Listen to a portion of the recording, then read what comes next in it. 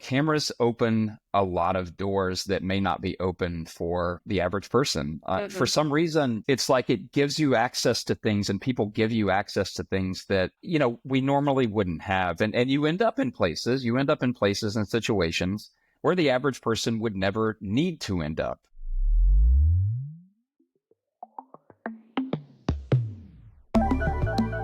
Hey, happy Friday. Welcome to the Unscripted Files. My name is Madelyn Cunningham. I am a development producer in the industry, bringing you candid conversations with the minds behind your favorite form of entertainment. If you do not want spoilers for Traitors or Southern Hospitality, fast forward just a minute. I'm not going to spend a ton of time on it, but Traitors finale was so satisfying, you guys. Brittany betrays Danielle. Not a huge fan of Danielle, I'm not gonna lie. Her performance, absolutely Oscar worthy. Kind of couldn't believe it, but that final betrayal of Brittany to Danielle, incredible. And then I just love all of the winners. I love Dylan, Misguided Efron, Gaggy Wendy, Iva Mountbatten, and Dolores. Such a good group, and the tension that show created all the way up into the end, where we didn't know if they were going to continue to decide to out someone. It's just so good. Brilliant. Mwah. Mwah to Studio Lambert. Love that format. Absolutely amazing. And I love all the promo they've been doing since then. It's been so much fun to watch. Same night, Southern Hospitality finale and reunion. They get to watch What Happens Live reunion because they don't get a full dedicated set because they haven't quote unquote made it yet. They will. Southern Hospitality reunion, not bad. It really hinged on this whole arc of Will, being accused of cheating on Emmy the entire season and whether or not that actually occurred. We have seen that in Vanderpump Rules. I don't know, but the reunion was pretty satisfying. There was a lot of screenshots being pulled out. Will didn't even show up to the reunion. I don't even want to talk about how I feel about that. But for the most part, pretty satisfying. Also very heartfelt. We have a lot of LGBTQ plus characters in the show who have really put themselves out there. And I thought how they expressed themselves during the show and the reunion was really beautiful and really heartfelt. They were having a lot of tough conversations with family. So overall, great TV, guys. Mwah. Can't wait for Southern Charm finale. Bachelor, we're winding up to the end now. We just got through Women Tell All. It's a good time in TV. Now, to our guests. Today, we have Dave Lane. He is the head of recreation at Jupiter Entertainment. Jupiter Entertainment, guys, if you watch a true crime show, Snapped, Fatal Attraction, Homicide Hunter, I could go on and on and on. You have seen the work of Jupiter Entertainment. They are a true crime monster machine. So he manages all of the teams that do the recreation. But before that, he was in the field for over 2 decades freelancing on every kind of content you can imagine. So he's got some amazing credits and some really interesting insights on true crime. He talks about the commonalities he sees in some of the most evil people he's ever spoken to. And then talks about his work specifically managing a 15,000 square foot studio, which is not a thing that a lot of unscripted studios have, guys. It's pretty rare. And really cool to hear how he manages that. So without further ado, here's my conversation with Dave Lane.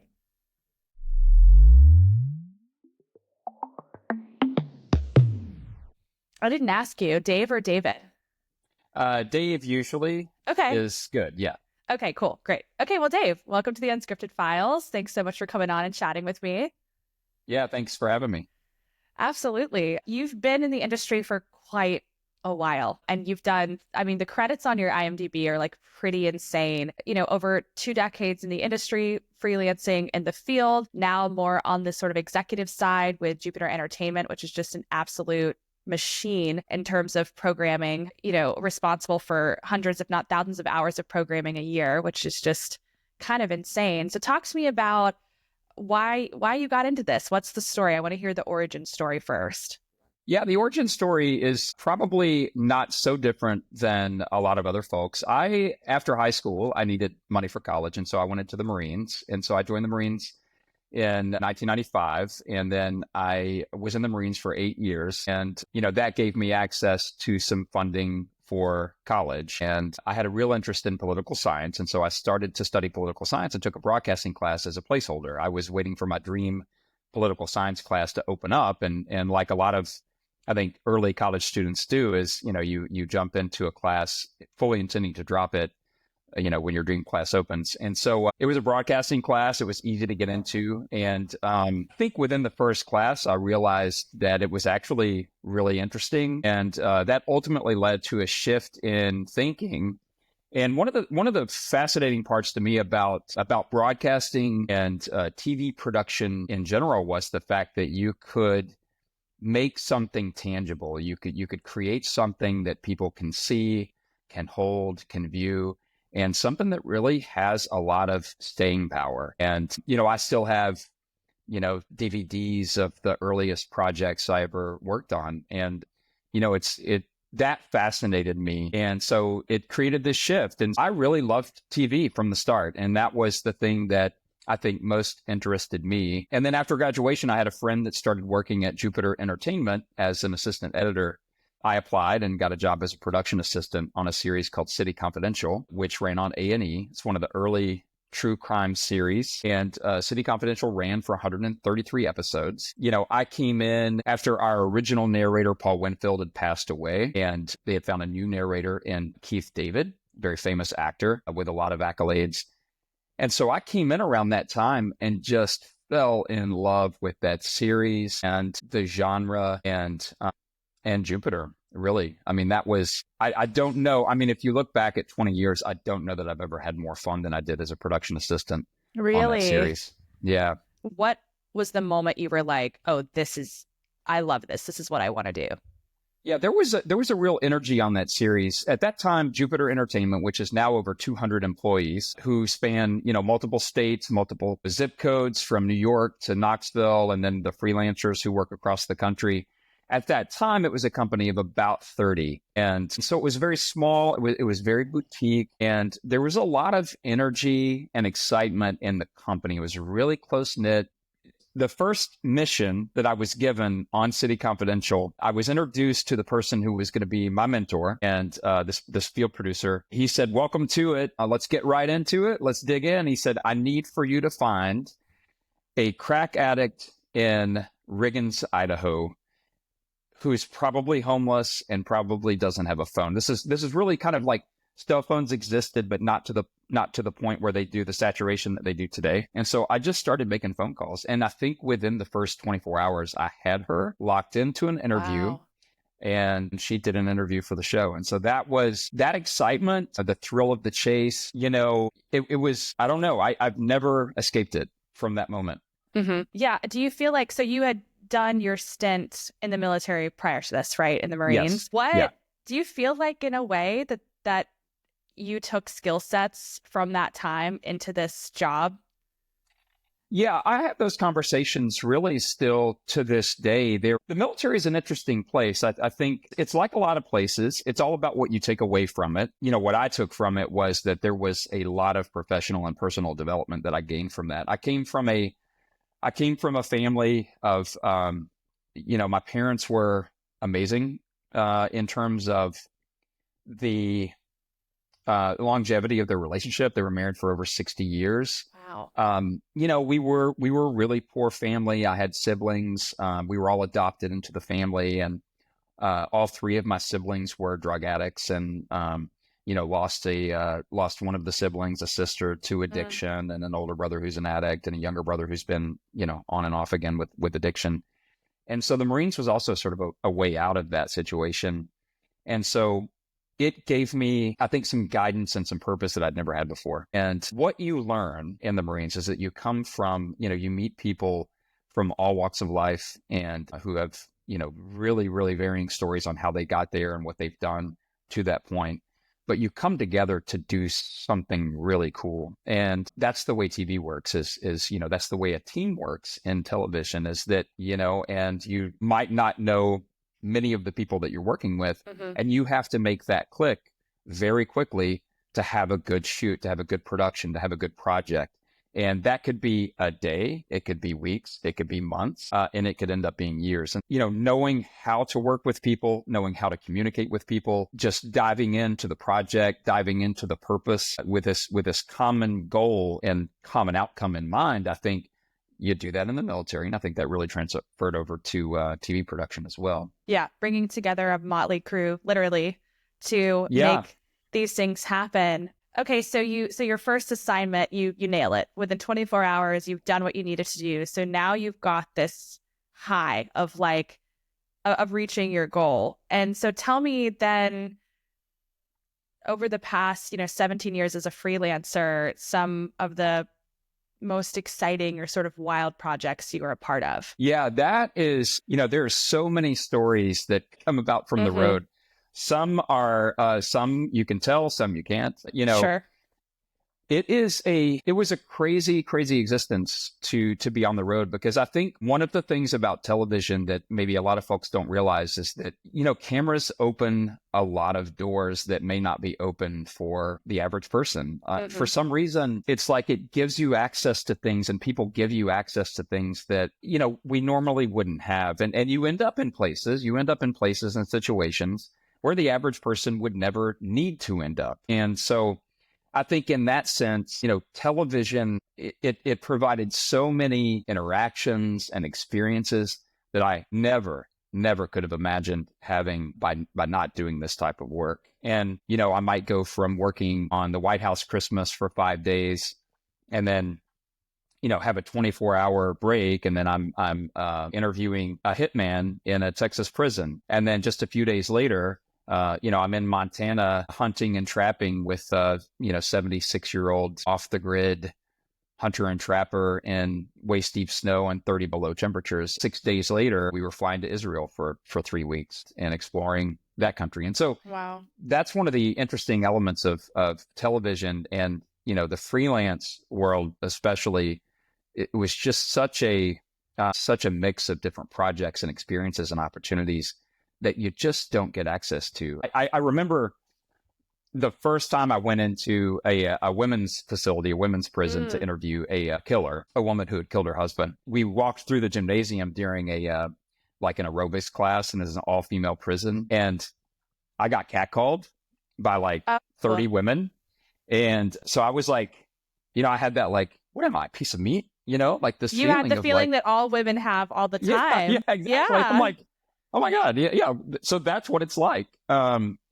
It's really has been fascinating. And there are a lot of figures, a lot of people that I've met and interviewed that I never would have had the opportunity to meet, in a normal life. Right. Did your experiences growing up with your family that you mentioned before, do you feel like that gave you a level of sensitivity and empathy that you could utilize when you're in this line of work? Yeah, absolutely. You think back to certain circumstances and, you have to be a bit of and I know you know this, you have to be a bit of a chameleon, I think, to be a good producer and a good crew member, a good team member. And so in production specifically, I remember specifically being in Las Vegas, and we were interviewing former Mayor Jan Jones about Teddy Binion, who owned the infamous and famous Binion's Horseshoe Casino in Fremont in old Las Vegas. Binion was killed in this, mysterious sort of an incident, possible overdose, possible murder. And Jan Jones was a good friend of his. She was a mayor of Las Vegas who had become an international business person for Caesar's Palace. And so, we went to her office, and it was, we went to places within Caesar's Palace that a bellman who had worked there for 25 years had never been to. He had never been behind this set of doors, and he commented on that. I've never been into this part of the building 25 years, and he didn't know that this section existed. And so we went into that section and interviewed Jan Jones. And then I think 3 days later, I was in a really small community in West Virginia, coal mining town, really sad, sitting in the living room with a family, and I could see roaches on the walls and crawling out of the cabinets and sort of around. And that's more of the environment I grew up in. And so, to be comfortable in all those settings, I think really does take that sort of chameleon personality and empathy, because they don't know who Jan Jones is. They don't care that I interviewed the mayor of Las Vegas, 2 days before. They're just worried about their story and their life and their family. And so that's why, I'm there to talk to them about those things and not to judge and not to be aghast at, anything that happens in those situations either. And so, you listen and empathize and sympathize. And I do that every story that I've ever told. I really, I've interviewed a lot of victims, families, interviewed a mom whose son was killed in a bombing in Austin, Texas. I interviewed her in the kitchen where the bomb had gone off and killed her son. We were 4 feet from where he died. And I interviewed that mom in that space. That was her choice. She wanted to do that as sort of an ode to him. And, we're telling a story. And, I know that there's revenue that's made off of that. And the company makes money off of the shows that we pitch and sell and all that. But at its heart, we were there for her and for that story. And so I never have forgotten that. And, we'll always carry that into any interview, is that, you never know what shoes that person wore to get there. And you just have to sort of listen and, gather their story. That's why we're there. It's not my story. We're there for them. Right. There is so much to consider, when you're, whether it's, I don't know, going RV or murder comes to town, that's right. Yeah. There's a lot of different considerations. And you said that cameras open doors to opportunities that wouldn't normally be there. Do you find that of all the experiences you've had when you are sitting in front of someone with a camera, do you find that people really are like, oh, finally I get to tell my story. I finally get to talk about my experience, like that everyone's really waiting? And that there is an openness usually to just kind of get it out there? Yes, plain and simple, yes. I think in terms of, if I look back at, I think I field produced over 100 of the Snapped episodes that that Jupiter has produced, and, really countless other true crime series and other series that aren't related to true crime, reality shows and that sort of thing. But out of the thousands of interviews that I've conducted, yes, the answer is yes. People, it's a cathartic experience oftentimes for people to talk about these situations or these events in their lives. And then I have had that comment, and I cannot tell you, I can't put a number to it, how many times it has happened, because it's so many, that people will say, God, that felt like therapy.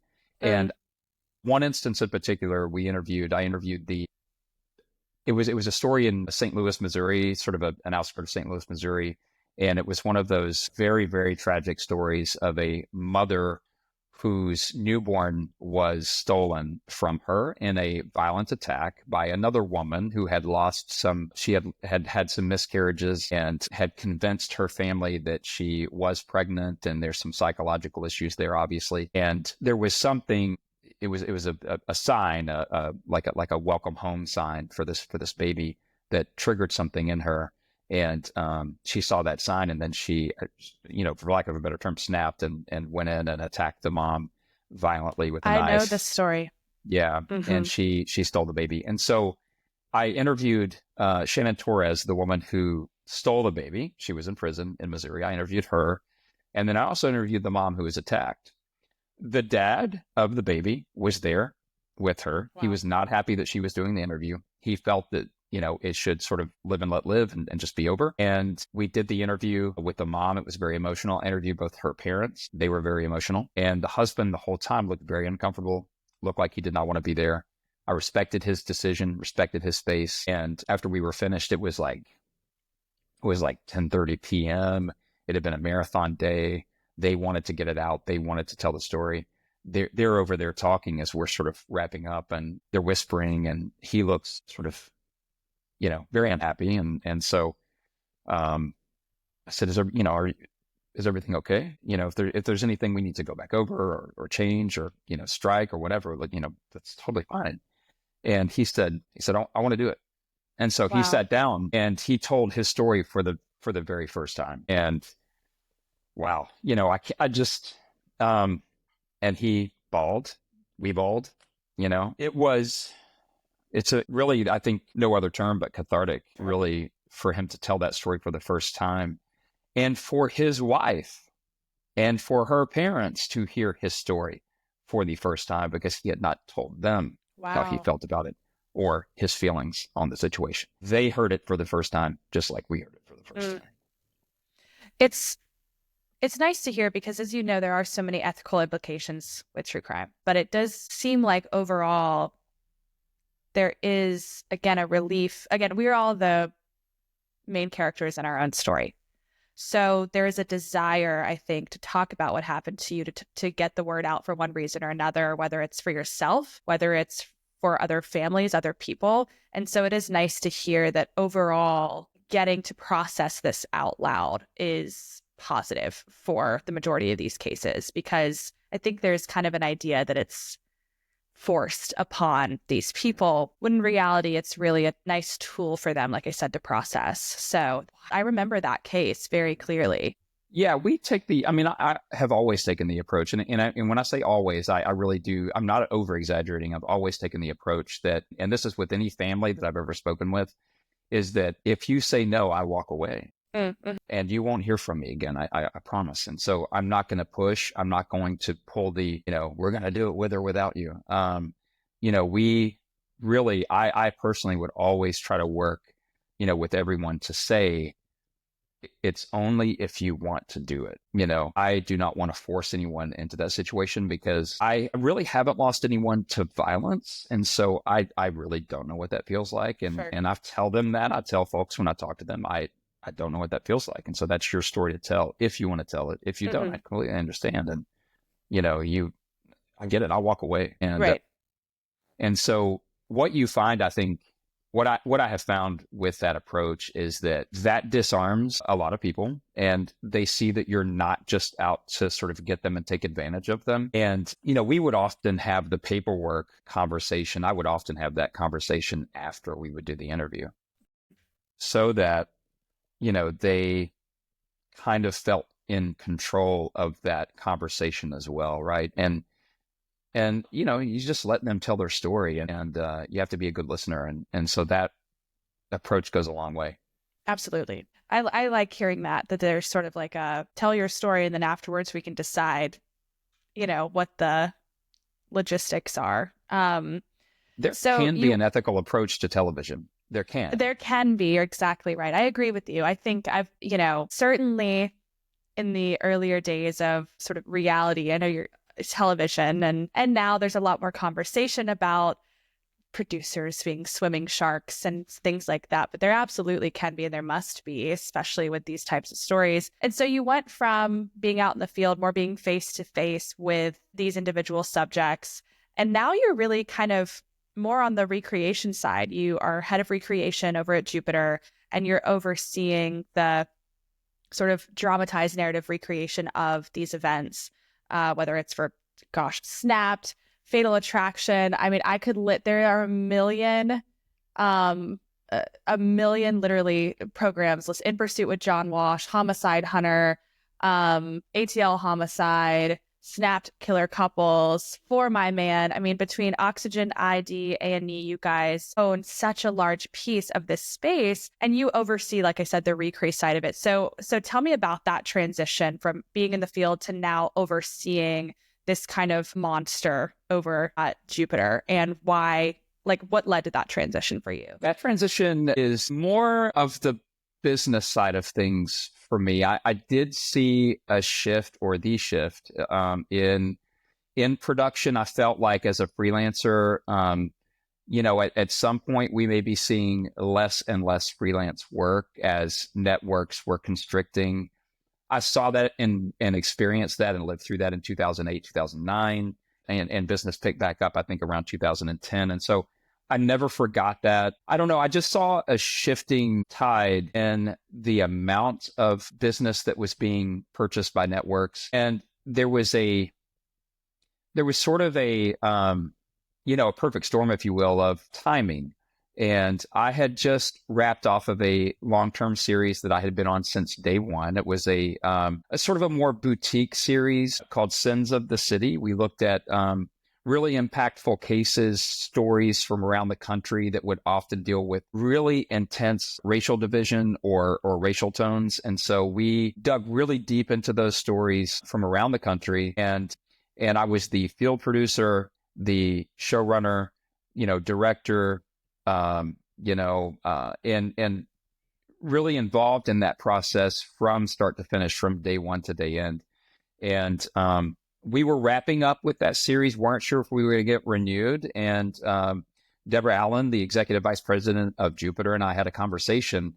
And behind the scenes, they were looking at opening a new studio, a 15,000 square foot space studio here in Knoxville to support, the reenactment side of things. If you look back at historically about, the way that reenactments worked in Knoxville, those teams they're often freelancers. There are some staff members with the companies who do reenactments. That's not just with Jupiter, that's with other companies who would do reenactments in town as well.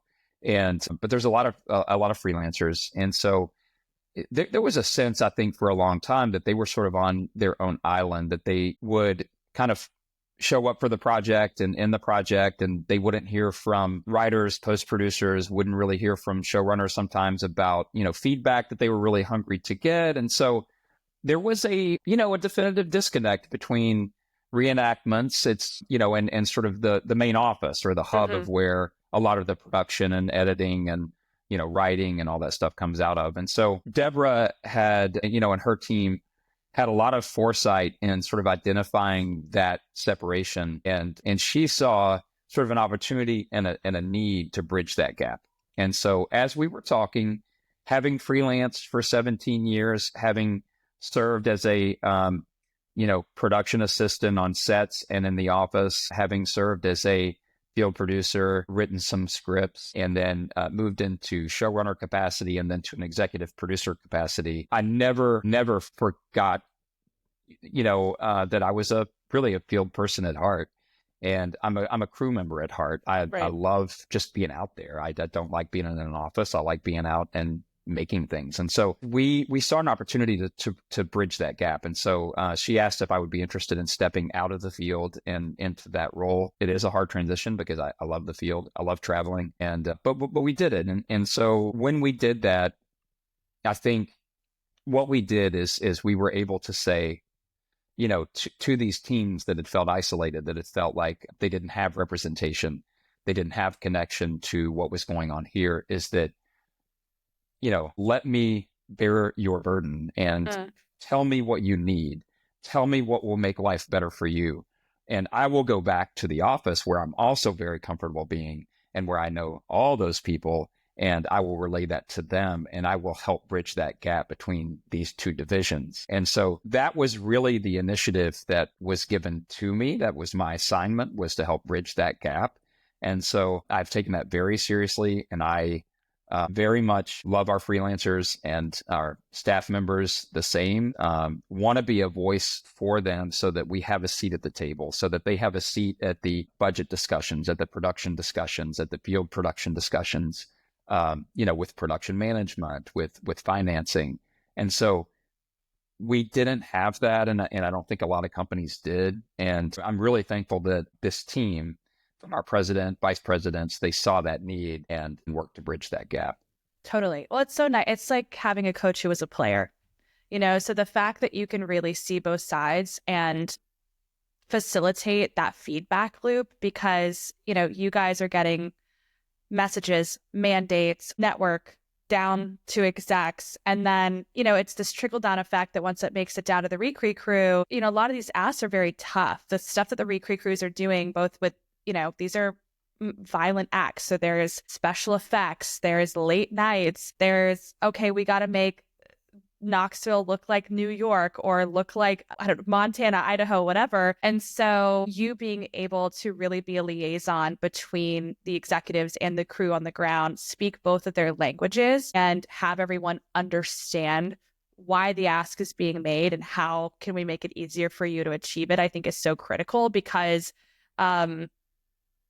a lot of the times it does feel like a total disconnect, and that leads to like frustration and resentment and all the things. And so the fact that you've been able to really smooth that over, I'm sure, is the reason why Jupiter is so successful. Going on, again, the thousands of hours of programming that you guys create, and the way that you've been able to remain such a pillar in a business that is rapidly shifting, rapidly condensing, is really impressive. At any given time during the week, how many crews do you have going?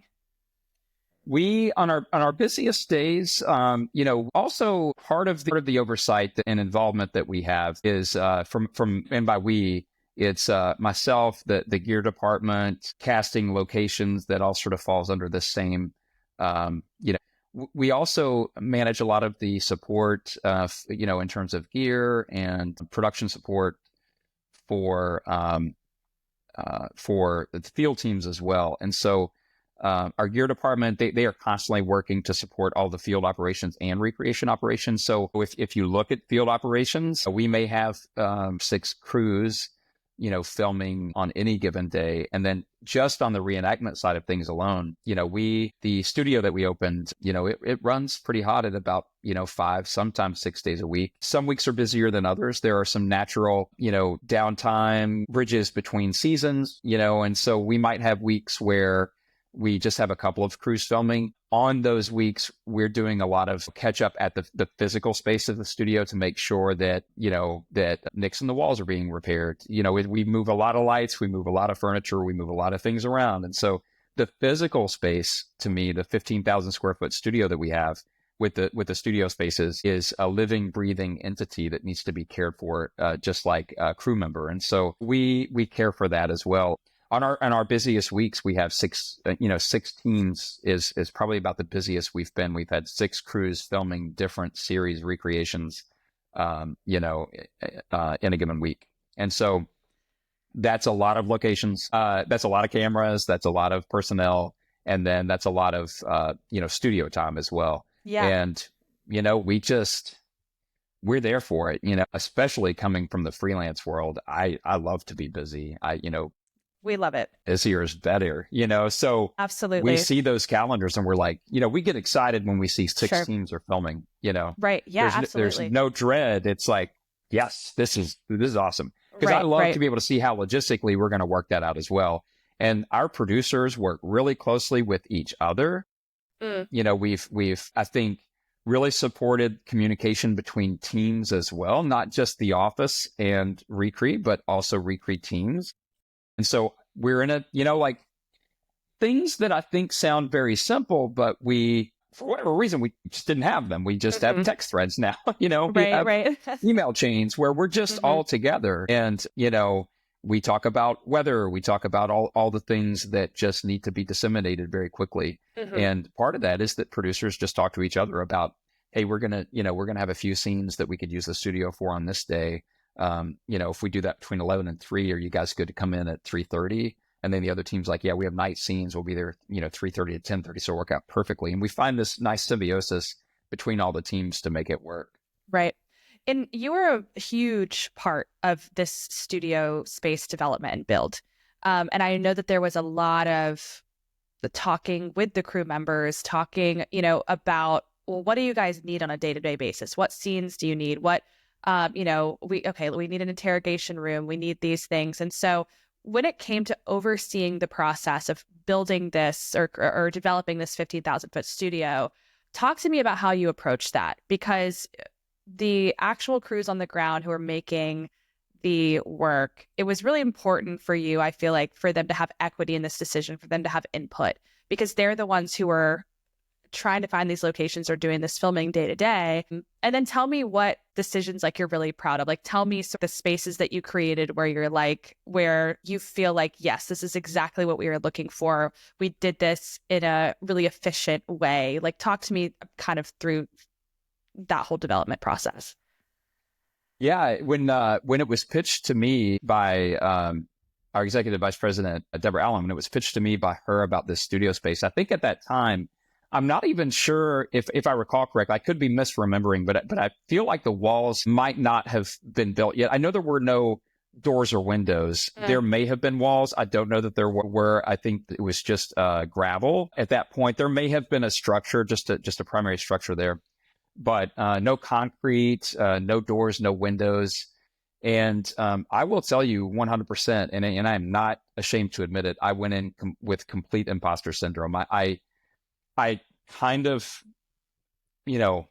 pretended sort of that I knew what I was doing, but had no idea. And so, everything down to, the electrical needs of, our grip and gaff, and we were starting with a blank slate. This was not a building that, had been built and was going to be, sort of remodeled or rebranded to fit what we needed. It was from the ground up. And so we were able to sort of, work with contractors to, develop that space so that it fit what we needed that worked for production. And so there had to be there had to be some collaboration between the construction crews and us, because the construction crews, they build warehouses for warehouse use. And so we had to kind of help them understand TV a little bit and why we were making certain decisions, why we needed 12-foot tall doors, to be able to get equipment in and out of, because that required some really sort of bespoke, structures that had to be sort of built in and designed.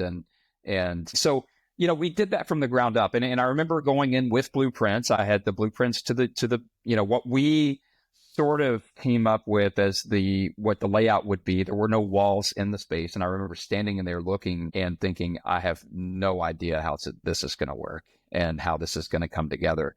But, we did it day by day, and we did it as a team. And so that was the key, was communicating, because no one person can do it by themselves. I immediately started reaching out to set designers, to grip, to gaff, to directors, to producers, to get feedback on what was going to work for them, to be able to show them the blueprints and say, this is what we're thinking.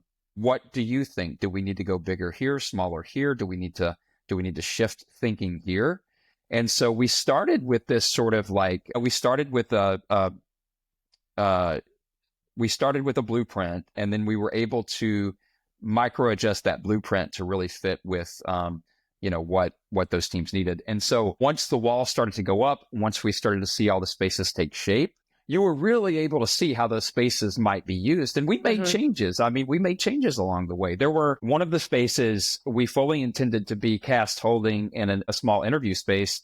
We even tripled the soundproofing in this room because we intended to do interviews in there. And it ended up becoming our hospital space, because in true crime, there's always a hospital scene. Somebody's always getting shot or hurt. And so through talking to teams, to crews, they said, this is a big room with a window.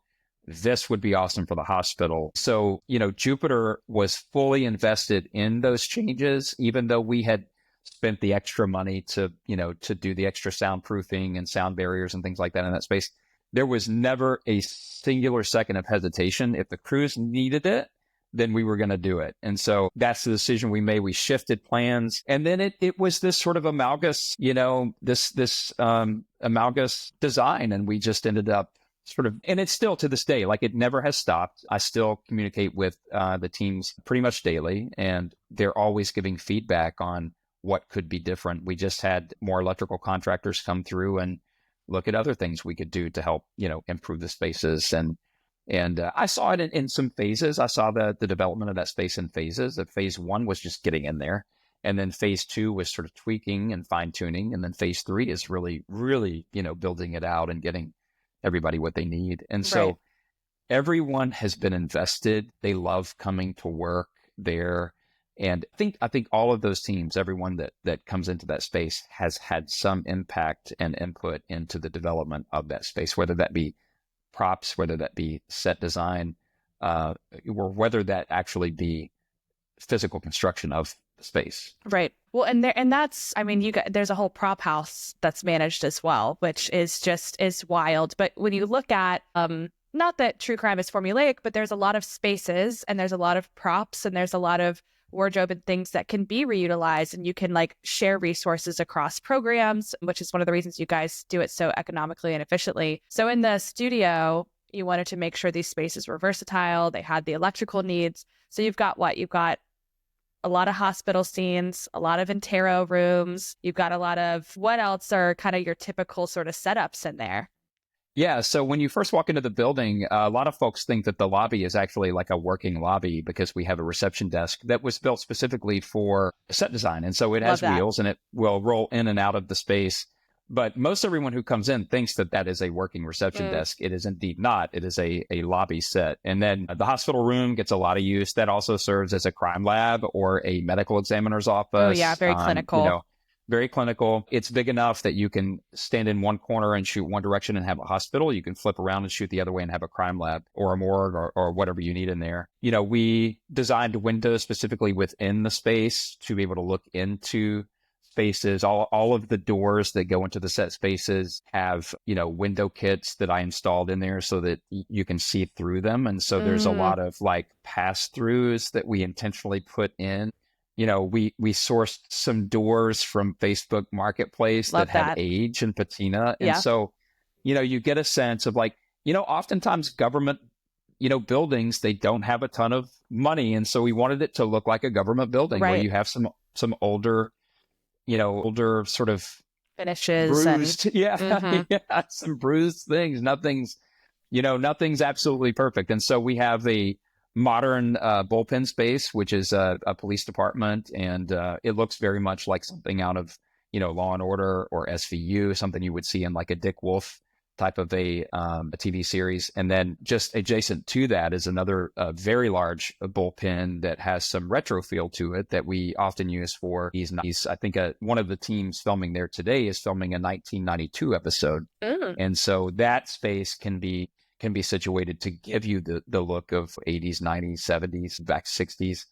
And then we have like a captain's office that we designed specifically to be sort of the captain's office or an interrogation room, or in true crime, there are always insurance policies involved. And so that could also be an insurance agent.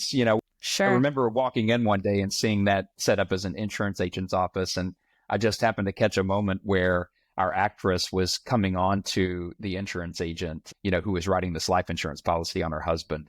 And I was like, man. well, that's not something you see every day, but it happened. And so, so that is a very, very versatile room. And then we have another sort of interrogation room that gets used largely for interrogations, very stark. Usually that's the one where you just have sort of the table, the chairs, the light, and intimidation. The room is just filled with intimidation. And then we have a large, like a 50 by 50 foot studio space that serves as cast holding. And then we have a 120 square foot, which is bigger.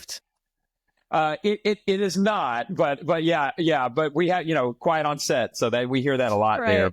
But we also have a jail set that we built that can be, broken down if we needed to. It's in about 6 pieces, but it goes up and it looks like a brick and mortar jail set. And so it's 120 square feet, I think, on the inside, which is bigger than any bedroom I ever grew up in. And so that feels like that would be luxury. I think that like our jail feels like luxury. It has its own toilet and its own, prison mirror and wow. Yeah. Well, you gotta have enough room for everybody to get in there. You got to have enough room, for the equipment. And yeah, the toilet actually came. I didn't know this was a thing, but it came out of a jail closeout or something. Like they liquidated a liquidation, a jail liquidation in North Carolina. And so one of our set designers found a lightly used prison toilet on Facebook Marketplace. And so we went to North Carolina and picked it up. Oh, well, I know that's great. I know that there's always, you have you've created this modular studio where there's a lot of, again, versatility for each space. You can kind of scale in terms of the period that you're working on.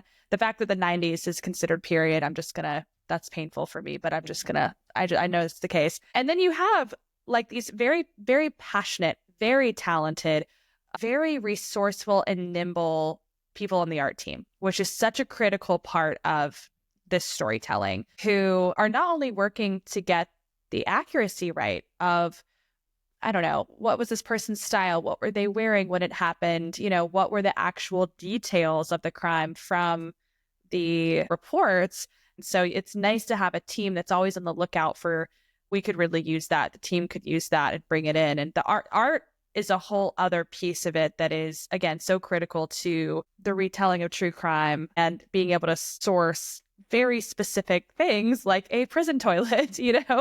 It's really just so wild. So in studio and managing this, like, what's the biggest challenge for you? There's not a lot of other sort of TV entertainment studios in the unscripted space doing this. It's a huge undertaking. So what is your biggest challenge? Yeah, there are 2 ways that I look at that, and that is that there's the physical space, just maintaining that freshness to make sure that the spaces, stay relevant and fresh. One of the struggles that you have in serialized television, like we have through Jupiter, is that we really have been very fortunate to have long-running series. Snapped very soon will film its 700th episode. And so that's 700 reenactments. And, Fatal Attraction, I think, if I'm not mistaken, they are also in the triple hundred. They're like in maybe the 300 range of episodes. And so, they film Fatal Attraction. That team films 2 reenactments per week, generally almost year round. And so keeping the spaces fresh and not stale is probably the biggest challenge, to make sure that when they come in, they can make it look like something new again. Now, the benefit you have to that is that a lot of police departments, they are government buildings, and so they often do kind of look similar. Sure. They have a lot of the same type of propage in them, but we design the space so that all of our big set pieces, the heavy pieces, are on wheels, so you can move those from space to space very quickly. Our set designers can set up and move a space around within just a few minutes, probably about 10 to 15 minutes, they can completely redesign a space. And so, when you come into the studio, you rarely see the same set twice. We can set it back to sort of a working zero, but very quickly they'll move it around to what they need. And so we can change lighting to give us different color feels, so that our walls are sort of a light gray or a mid gray, but the way that you hit that with lighting, it changes those walls to brown, yellowish. And so that's the way we keep that fresh. The biggest challenge really outside of the physical space is just keeping people happy, sort of, I feel like in this capacity, the biggest challenge day to day is just making sure our people are happy and feel taken care of. And, that is sort of the mission, really, outside of the physical space. Well, and you ensuring that people feel heard, I think, is a big part of it. I think you as a crew member knows that, like, just feeling like you've been considered, you have a voice, the work you're doing is being recognized, like all of those pieces sort of matter. When it comes to recreation, and being in TV for 20 years, true crime recreation often is seen as sort of a very sort of like lo-fi sort of, storytelling. A lot of it typically has no dialogue. It's just vibes, And so the evolution of recreation and where it was, where we see it now and where you guys are trying to bring it. Talk to me a little bit about that, about how obviously the fidelity to the story, the fidelity to the event and the families is critical. But the way in which you tell it and the sort of trying to elevate it, trying to continuously push, I know is important to you as well. So talk to me about how you guys, as a juggernaut in this space, are always trying to elevate and push forward. Yeah, we when I started on City Confidential, our reenactments for City Confidential were shot on still cameras, and so we used at that time a digital camera, very early digital cameras, and sort of the running joke was that our photographers were the only crews in town who got paid to shoot underexposed and out of focus, right. And so they had this sort of ethereal feel. They were like very much in the movement and the motion of the shots. And so for those scenes, we were such a small team at that time, we often would serve not only as like a production assistant or associate producer, kind of setting everything up, and we would film at our own houses, and we didn't have a locations department. We did not have a casting department. We just kind of got our buddies to do it.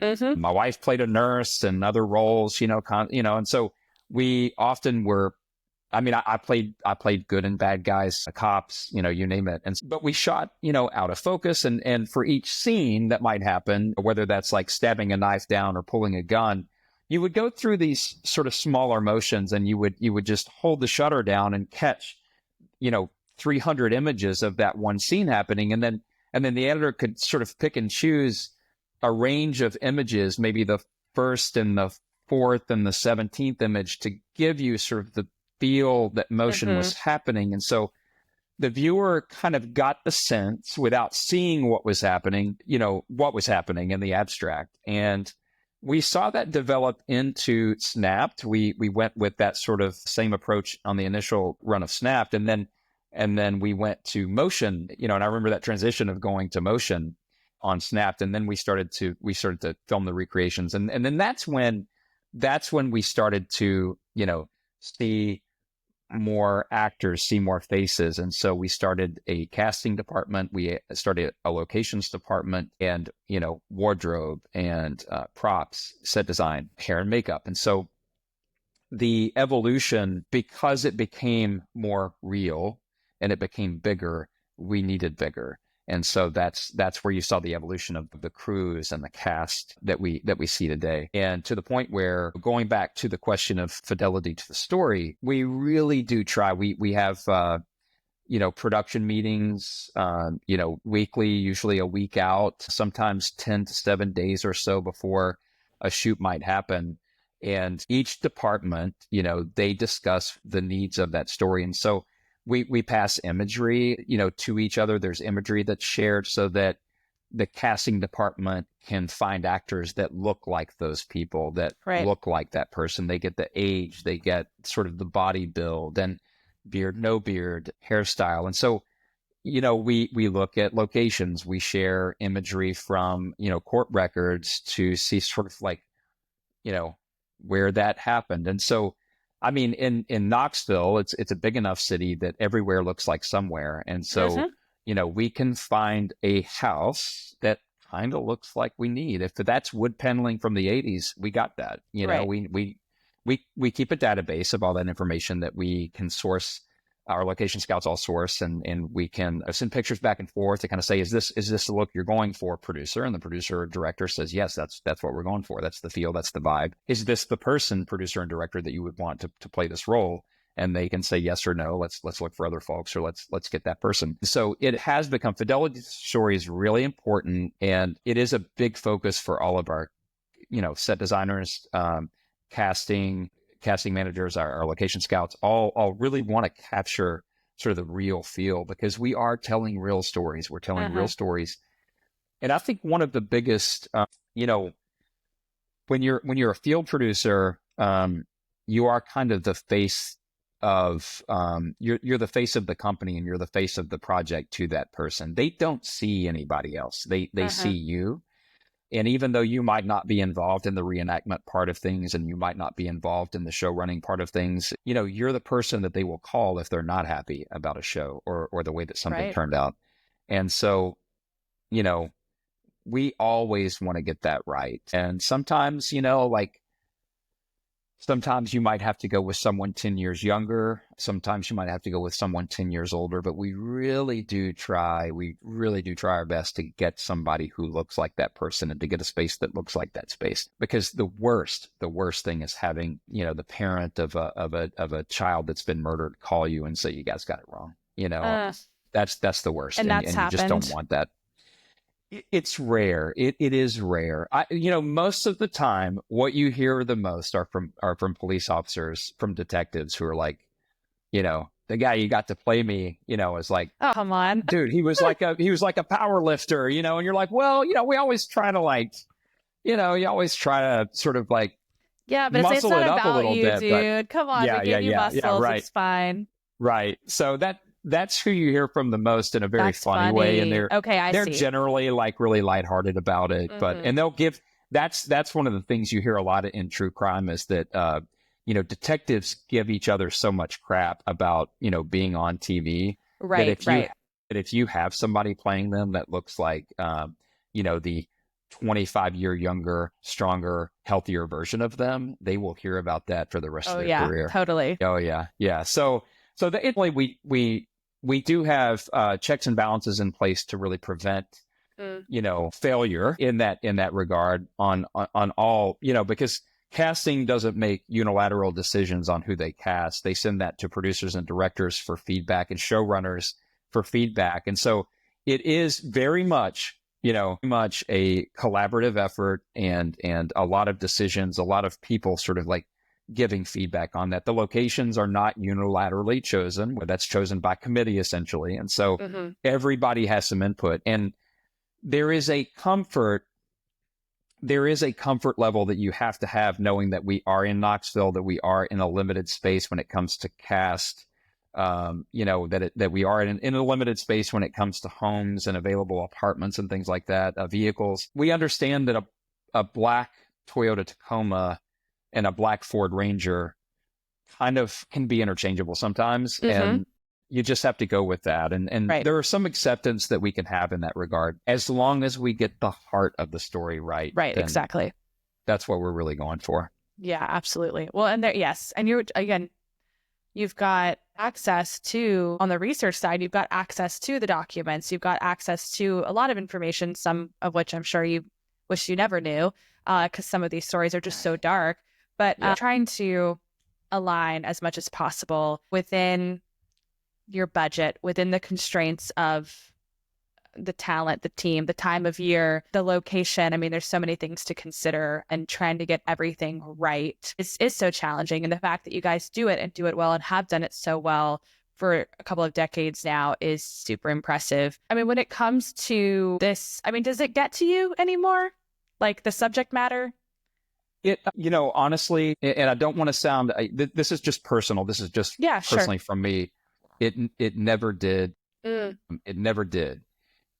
And by that, I mean, I have shed tears. I have shed tears with family members, parents who have lost children. I have an 11-year-old daughter, and I've sat with families who have lost children, who have lost spouses, who have lost parents. I've sat with them. I've shed tears with them. We found outlets, always found outlets to sort of like get through that. And remembering that, it was, their pain is unimaginable. My discomfort, someone sitting with someone for a couple of hours is manageable, handle that discomfort because they lived it. And so you take solace in that, and we walk away thinking like, wow.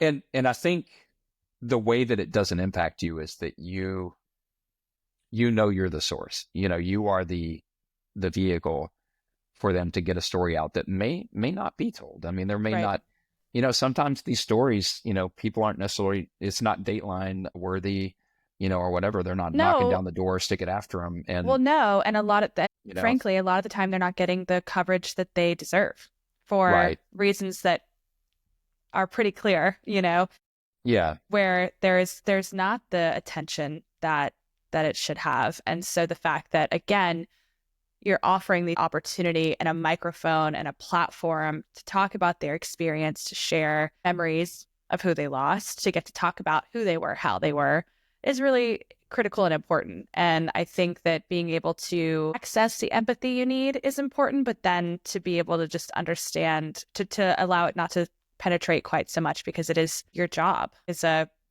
something you have to figure out, I'm sure. Yeah, and the interesting, one of the really interesting parts about that is that on, a Wednesday morning, give any Wednesday morning at 9:00, you may be interviewing the victim's mom and dad, the victim's brother, the victim's sister, the victim's wife. You're doing that interview at 9:00, and at 4 p.m., I'm interviewing the killer's mom or dad or husband or son or daughter. And again, going back to that sort of like chameleon conversation, to have empathy in both situations is really important. To give the outlet to the family who lost, but also give an outlet to the family who, of the person who took. And so, because they have a story too, right? I mean, a lot of these people who end up committing crimes, they have a story. They do have a, there's a way that they got there. And so that was always the approach. And I would have sometimes, I would have victims' families say, are you going to interview the other side? And I would be very clear with them and say, I've reached out to them. I have reached out to them out of fairness. And if they choose to interview with me, then we will do that. Or if they had agreed already, I would say yes. I never lied and said. What were the reactions? The reactions were always, they were like, I would say 9 times out of 10, the reactions were like, okay, I understand. Because, it's not about like glorifying what they did. It's about understanding why they did it. And it was surprising how many families of victims would say, I want to hear what they have to say, because they didn't get to hear it in court. People weren't called to testify, or they never heard the real story. They heard maybe what was told through the media, but they didn't hear it for themselves. I've interviewed some pretty bad people. I will say I've interviewed some pretty bad people that were clearly pretty bad from an early age. Is there a commonality with them that you see? I mean, other than the evil act, is there like a common thread amongst the individuals that you've talked to? The biggest would be familial disconnect, a disconnect from family, a disconnect from meaningful relationships or healthy relationships, or that's the biggest gap you see, I think, in that I've seen personally. I can't speak for everyone, but that I have seen is that there were problems. There were problems early on in that person's childhood. That's not to blame it. That's not to say that we all, like anybody who has issues in a childhood, but it snowballs, it compounds. And for some people can step over that crack and live a very healthy, normal life. What you have to understand, without having a psychology degree, is that some people don't step over that crack. That crack grows and grows and grows and grows. And so we are not all built from the same mold, and we all don't have the same, mentorship or opportunities or, random things, luck that might happen in our lives to get us over that crack. Some people don't have that, and it just grows. You hear that. You hear people say, well, I had a bad childhood too, and I didn't end up killing anybody. Right. I get that. Yeah, but that is they did. And so through line that you're seeing. It is. But they did. And so my job, is to try to maybe understand why that happened and how that happened. I mean, you look at Gypsy Rose, you look at the Menendez brothers, like there's a lot of sort of, let's actually look at your circumstances and what could have led you here. And there's a lot of sort of diving into their particular circumstances, especially with their family, if there was abuse, and trying to understand just a bit more instead of sticking a label on and saying you are this and you can't be anything else, because there's layers to every story, as I'm sure you've experienced a lot of the spectrum of humanity through your work. But when you look at the future of true crime, how we're going to tell these stories, where it's going as a genre, what are your thoughts? It's really interesting to see that the, ebb and flow of true crime. And so, we go back to the early days of true crime, American Justice and, Forensic Files and City Confidential, those very early shows in the genre. I remember when we started Snapped and we had the premiere party, in downtown Knoxville. And so we were at that first episode, and we there were a lot of us who were joking, like, this is one and done. We'll do one season of this and then we're done, because it just seemed like it was fine for a season, but there probably wasn't going to be much of an interest in it beyond that. And then 700 episodes were still going, and the ratings of Snapped have gone up, and they're at the highest. This was from the network just recently, is that they are at the highest levels that they've been.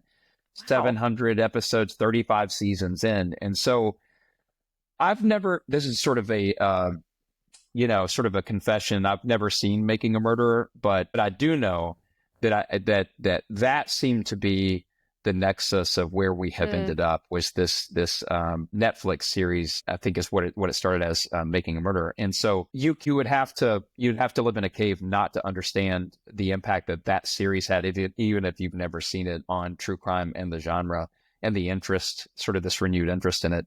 I know Dateline used to not be just true crime. They would have periodic episodes of crime stories on Dateline, other types of exposés, but then it became true crime. And so they saw that as well. It seemed like that really boosted the genre. And then I think there was the Serial podcast as well that really sort of amped up, true crime also to even more audiences. And, I do think you're right. It doesn't seem to be going anywhere. And there is an innate fascination, I think, about how people like us end up in those situations, because a lot of the people that end up in true crime, it's almost like a trope. I mean, they had a great life until, and they were very happy. They had a great marriage until. And so the stories kind of start the same, and you have the happy backstory images, and then there's that, the but, or the until. And a lot of our lives are like that. And so I think true crime sort of fits a lot in the same way that we watch, like, the Real Housewives of New York, where most of us don't live that life, but it's pretty fascinating to look into the windows of that life. Yeah. And so I think true crime is the same, where most of us, fortunately, will not end up in those situations, but it's kind of fascinating sometimes to look into that and to see why that happens and how someone like us can end up either a victim in that circumstance or the perpetrator of that circumstance. And so, that's the Snapped and Fatal Attraction series that have, hundreds of episodes running are anomalies in terms of the volume of stories that are covered inside the genre. Well, and those both deal with violence within relationships, really, which is like which could stand up the genre on its own. You and I both know. And I think and those projects specifically, I think one of the reasons they are so fascinating, violence against strangers, we'll look at and we'll analyze and we'll break it down. Violence between loved ones or supposed loved ones is a whole other thing where it seems unimaginable, or it's just something that I feel like people are always going, could that be me? Do I know my partner? Do I know my husband? So even just those two shows alone and the fascination that they bring within relationships, I think is, like I said, enough to stand up the genre. Yeah, life is so nuanced and there's so many ups and downs and things that happen. And especially I think with the advent of social media. I mean, when we started, when I started working on City Confidential, 21 years ago, the social media did not exist to the level that it does. Chat rooms were the social media. There were chat rooms. And so we would find some stories through chat rooms or comment sections on web pages, sometimes. But with the advent of social media, I think, you see the version of people that obviously they want you to see. And so when things happen that, prove that they're human just like us, I think there is a fascination for that.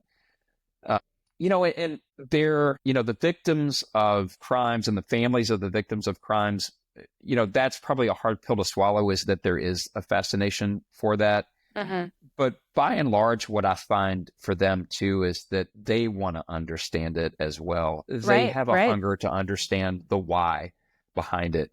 And so I think that's why true crime has, I think really grabbed hold, is because there is a fascination to understand not just what happened, but the why behind what happened. Mm-hmm.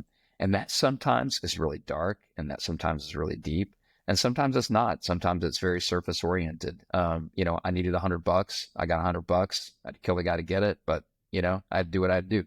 I've interviewed those people as well, where there's just not a lot of depth to it. I made a decision, like I did what I did. It's, I think there's a hunger to sort of understand how people end up, in those circumstances. Well, it's an extreme. Ultimately, violence against another human being is an extreme. It is it should be against our nature. And so I think that people are drawn to extremes and what led us there and how are people dealing with it, this unimaginable sort of thing. I think it's curiosity. I think it's being curious about how other humans are dealing with these things. I think it enraptures all of that. Do you watch true crime at home? What are you watching at home? You mentioned Housewives. Are you a fan? What do you like to watch? It's in our house. We do have a pretty unique situation. We don't really watch TV. I've never seen an episode. I hate to say this. I've never seen an episode of Breaking Bad, Game of Thrones. I've never seen an episode of Sopranos. Wow. Yeah, we don't watch TV. Making TV for me was always enough. Sure. I totally get it.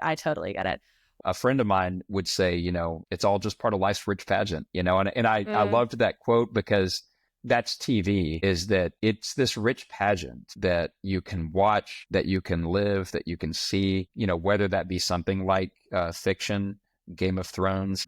It just provides this rich pageantry to life that you're like, the visuals, the sound, all those things coming together, the costumery, the locations, whether that be a small true crime series or a massive, Hollywood blockbuster. Like, it's all kind of the same, man. And it allows you to step out of your life for just a little bit, Absolutely. It's hard work, but we're lucky at the end of the day. Yeah. And I think that's what you have to remember. So, well, thank you for this, Dave. This was so awesome. The rich pageant of life we will continue to enjoy. Absolutely. So it was awesome to talk to you. Thank you so much. Thank you. Yeah, I appreciate it.